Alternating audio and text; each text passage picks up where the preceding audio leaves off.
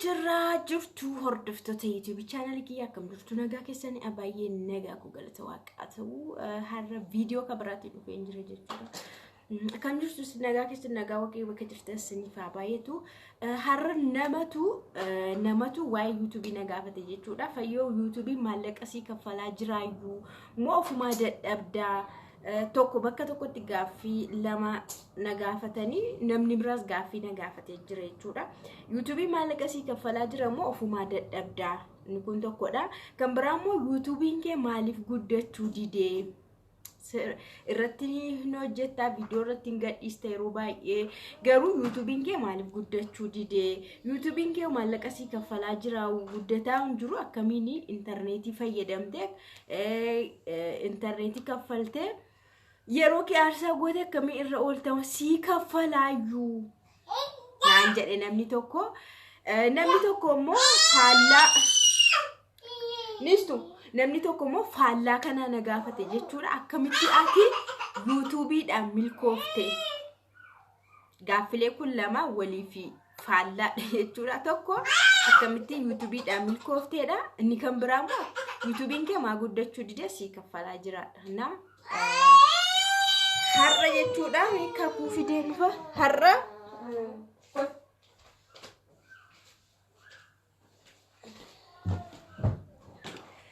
har'a jechuudha waa baay'ee illee kan isiniin illee galateeffadhu illee baay'eetu jira jechuudha. Gaaffii achumaanis nan deebisa galata illee isin baay'een galateeffadha jechuudha. Gaaffii isa jalqabaarraa yeroon ka'u YouTubein sii kaffalaa jira naa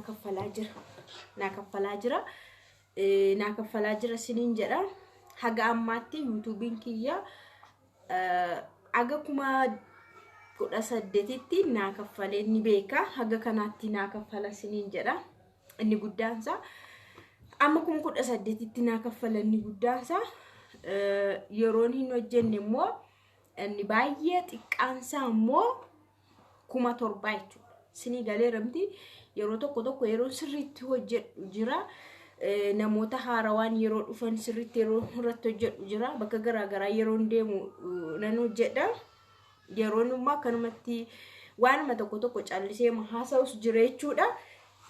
Isaan wal qabatee YouTubein yerootti sirriitti naa kaffalu jira, yerootti naa hin kaffalles jira.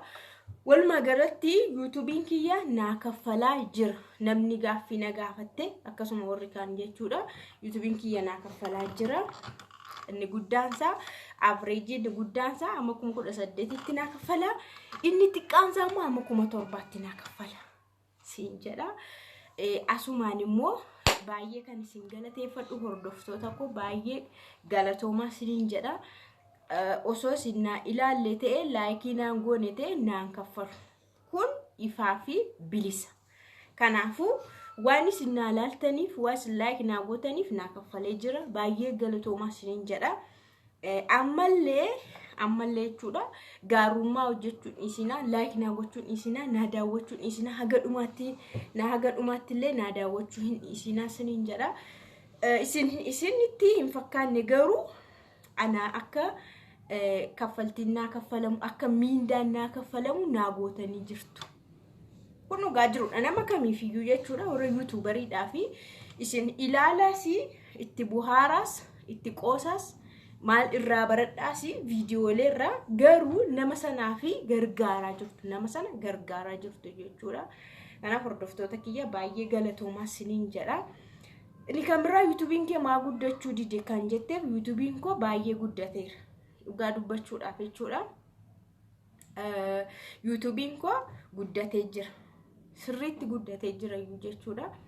Ani kan hin jalqabe ergan Itoophiyaa dhufee waggaa tokko booda ergi kakuu dahee ji'a booda amma YouTube kiyya seeraan ergan itti deebi'e ji'a 7 caalu.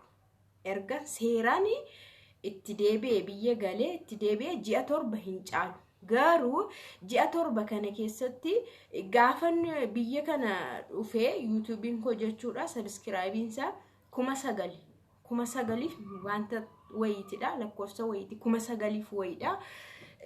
Biyya dhufee ani irratti hin hojjenne waggaa tokko taa'ee ergi kakuu dahee booda kakuu dahee ji'a 6 booda itti deebi'ee ilaalaga hamma gaappii hamma kana gidduutti 9,000 irraa ka'ee tananii ji'a 7 keessatti subscribe koo 24,000 ta'e. Meeqa dabale jechuudha 9,000 ture 24 naannoo 15,000 dabale jechuudha. Ji'a 7 keessatti naannoo 15,000 dalagee jira jechuudha. Dabalee jira. Kanaafuu YouTube'n kiyya maal ta'ee jira jechuudha, guddatee jira jechuudha. Akka gaaffiin na gaafatame osoo hin taane faallaasaati maaliif hin guddatu YouTube'n kiyya namni naan jedhe YouTube'n kiyya haala gaariidhaan guddataa jiras. Kanaafuu deebi'eera. Kaffaltii naa kaffalaa jira. YouTube'n kiyya immoo guddatee jiras. Hordoftoota kiyyallee baay'ee siin dinqisiifadha. Baay'ee galatooma dhugaa waaqa. YouTube'ilee garaagaraatiin wal bira qabee yeroon ilaalu view guddaa qabaatanii laayikii badaa hin qabaanii hankoo garuu view xiqqootti laayikii danuu yeroo sinaa gootan jira. Kana jechuun baay'ee na jaallattu, baay'ee akkasiin na hordoftan, baay'ee akkasiin na jaallattanii viidiyoo koo akkasiin baay'ee jaallattan agarsiisa jechuudha. Kanaafuu baay'ee galatuma. I love you so much. Dhugaa ijoollee baay'ee gaggaariitu na hordofa jechuudha. Ijoollee yeroo baay'ee nama qajeelummaa yaadanii guddina yaadantu na hordofaa sinin jedha. Kakuna rakkisaa haa ta'u garuu gaaffii kottan fufa deebii kottan fufa inni kan biraa faallaadha. Akkamitti YouTube'dhaan milkaa'uu dandeessee akkamitti YouTube'n kee monetizii ta'ee waan hundumtuu si guutee milkooftee daftee biyya Arabaa yeroo jirturraa kaasneetu si hordofaa turre. Kanaafuu yeroo gabaabaa keessatti hordoftoota baay'ee horatte naan jedhe namni biraamoo faallaasa kanaa jechuudha. Yaagaa milkaa'uu jechuun YouTube'n kiyya foloorii godhatee ni ilaalame. Kun immoo sababa Facebook'dhaan illee hordoftoota danuu qaba. Durumaa kaasee jechuudha. Biyya Arabaa ture, Saawudiinaan ture. Hordoftoota danuu qaba. Barreeffamoota illee ijoolleen YouTube kiyya, Facebook kiyya hordoftanii, Facebook kiyya ilaaltan ni beektu. Barreeffamoota dhedheeraa nan barreessaa akkammaa miti akkammaa dhiisne jechuudha. Amma baay'ee busy waan ta'eef dhugaadha. Taa'ee barreessuudhaaf yeroo illee hin argadhu. Dura garuu mana madaamittis ta'e ittuma qalbii cabsachuudhaaf yeroo baay'ee itti yaadee nan barreessaa. Barreeffamoota baay'ee nan barreessaa. Waa'ee jaalalaa irratti illee baay'ee nan barreessaa. YouTube kiyya osoo sakattaatan sirriitti argachuu dandeessu. Waa'ee jaalalaa irratti xiyyeeffadhee tanan barreessaa. Kanumarraan kan ga'e maqaa YouTube kiyyaallee Faayyoo Jaalalaa jedhama. Kana barreeffamoota garaagaraa mata dureetti godhee nan barreessaa. Sirriitti barreessuu nan danda'a. Sinin jedha sababa kanaatti hordoftoota Facebook irraa waan hin qabuu fi hordoftoonni kiyya Facebook irraa gara YouTube'tti na darbanii kana sinin jedha sababuma kanaatti YouTube'n kiyya guddachuu danda'e. Haa ta'u malee akka inni hordoftoota YouTube Facebook irraa qabutti YouTube irraa hin qabu. Facebook irraa baay'een qaba. Gara 40,000 akkas natti fakkaata ilaaleen beeku garuu yoo gore sorry akka kanaatti illee Facebook'dhaan amma baay'ee hordoftoota qabu, YouTube irraa hordoftoota badaan qabu.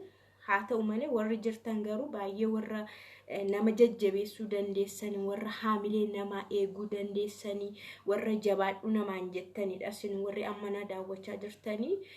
Kanaafuu baay'ee galatoomaa sinan jaalladha dhugaa dubbachuudhaaf. Sababuma keessaniin YouTube maallaqa naa kaffalee malee osoo sin hin jirre naan kaffalu anis hin hojjedhu. Anis internetiin kaffalu, anis internetiin bitu. Garuu sababa sin jirtaniifidha. Kanaaf qunceen wal gargaartee arba hiiti jedha Oromoon. Qunceen wal gargaartee arba hiiti waan jedhuufi thank you so much dhugaa keessa kooti baay'ee sin galateeffadha naa jiraadha. Galatoomaa ammallee harki keessan na biraan hafiin, iji keessanis na biraan hafiin. Harki keessan laayikii godhaa, iji keessan immoo daawwataa. Isiniin jedha hordoftoota kiyya babbareedduu mirxii dinqii warra taatan ijoollee ajaa'ibaa, ijoollee jajjabee, ijoollee aarsaa taate maatii ishii guddistu, aarsaa taate obboloota ishii barsiistu, aarsaa taate warra ishiitiin mana ijaartu qofadha isinii ol isin kaasuuf osoo hin taane kun immoo dhugaa jirudha. Ijoollee baay'ee hubannoo qabanii beekumsa qabanii boriif yaadanii nama guddaan ta'a jedhanidha isin hundi keessanuu. Kanaaf waan illee sinaa milkeessuu boru yeroo galtanii carraa gaarii, jireenya gaarii, gaa'ila gaarii, hojii gaarii sin haa eeggatu, sin haa qunnamu sin jedha. Ciao.